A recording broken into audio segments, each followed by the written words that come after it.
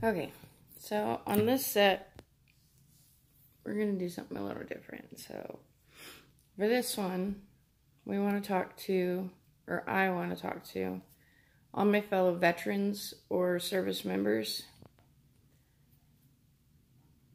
who might feel like you're alone, who have problems with depression or anxiety. And I want to let you know that you're not alone. There are many of us who have problems with depression, anxiety, medical problems that seem to just continue to pile up. And I want to let you know you're not alone. And I don't want you to feel like you need to take your own life. Because if nothing else, you can talk to me. You can come to my page. You can come to my Facebook. You can talk to me on Twitter. I will talk to you day or night, no matter what time of day it is for you, wherever you are in the world. You can come and talk to me. I will talk to anyone about what I have gone through, what I still go through. Because I have problems that I've been going through for 9 years now. I still don't have a diagnosis as to what exactly is wrong with me. They have found a million things more wrong with me, but not the thing that was originally wrong with me in the first place that started it all. I got a medical discharge from the military, even though I didn't want to, but I didn't get a choice. Because my medical problems, like I said, started stacking up as they were finding things or looking for the original thing that was wrong with me, which is abdominal pain. And as they were looking for what was causing the original abdominal pain, they found more and more things that were already wrong. And so it became obvious that there was no way that I could stay in the military any longer. So I was lucky enough to get my medical retirement. Even though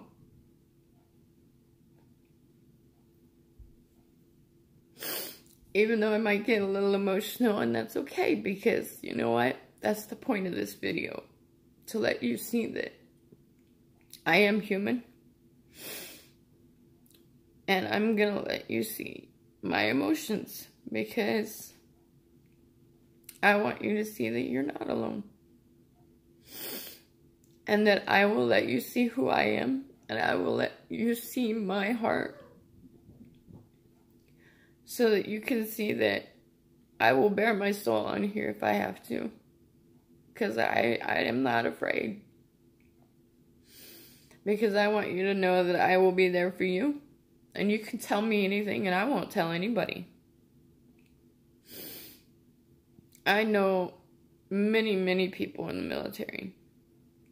And I have plenty of friends that tell me their secrets. And I will not tell a soul. And they know that. Because that's between me and them, and that's it. Nobody else needs to know. I'm their friend. That's the point. And so I talk to people. And I have my friends from the military. And I have people that were my troops even, that I still talk to. And I still care about all the people that I worked with in the service. Because I want to make sure that they know that I might not be in anymore, but there is still someone there who will always care. No matter where I am in the world, I will always care for them. And I'll never stop caring.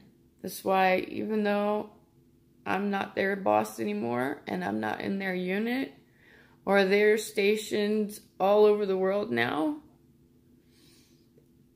some of them are over in Europe, some of them might be deployed right now, but I still talk to them. I'm in Utah, and I will talk to them. I will stay up in the middle of the night, and I will talk to them if that is what they need. I do not care. I will talk to anyone who just needs somebody to talk to, because I have no problem talking to people, because they just want somebody that knows what it's like to be in the military, to have to juggle your job and depression, anxiety, medical issues, a family. I have 3 kids and a husband, and I love my husband very much, and I juggled a career in the service, married mill to mill, and we had our 3 kids, and,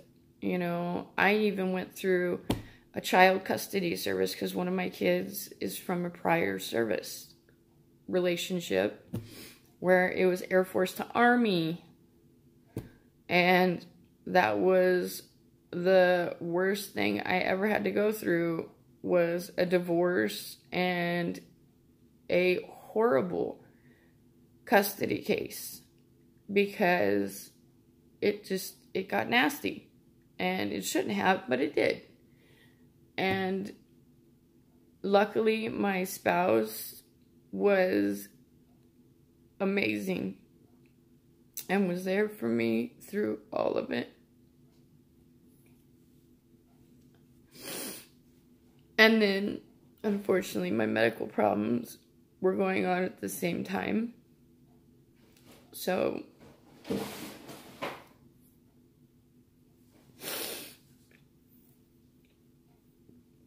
I know what it's like to have things just stack up and stack up and stack up and feel like there's just no way out and there's nothing. Like the world's just gonna come down and there's nothing left to do but end it. And then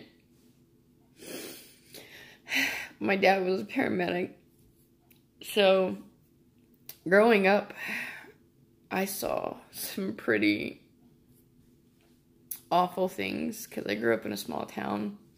So sometimes when my dad would respond to calls, we were in the car, so sometimes you just accidentally saw things you didn't want to see. And sometimes I saw friends that had tried to take their own life, and so I learned real quick, like, the ways that things could go, I guess, wrong if you tried to take your own life. So it got to where, growing up, I would convince my friends that if they wanted to try, I would explain to them all the ways that it could go wrong. So I would tell them, like, all the different things that, or all the different ways it could fail, so that I could talk them out of it. You know, because telling them that it wasn't that bad, telling them that, you know, things were gonna get better, wasn't enough all the time. But it will get better. I am happy now. I still have my medical problems, but I am getting there. I have gotten, like I said, a lot of things diagnosed. And I mean a lot of things diagnosed. So I know that there's a lot of things wrong with me. But I feel like I'm finally getting closer to the root of what started it all. And I really hope that I will find out what started all my pain and all my problems in the beginning. But even though I do have problems with depression and anxiety, and at times I get overwhelmed and I get migraines, and I just feel like the world is against me, I just have to take a deep breath and realize that I am not alone, because I have my family. They may not be here in Utah, because my family, my parents are in Texas, and all my friends are all over the world. And I do have some friends here in Utah. But I have friends all over the world who will do the same for me. They will listen to me. They will talk to me. And just like I won't give up on anyone, I don't want any of you to give up.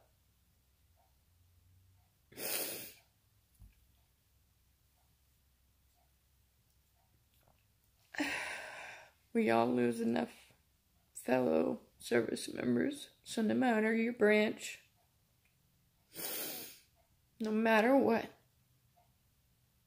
you think,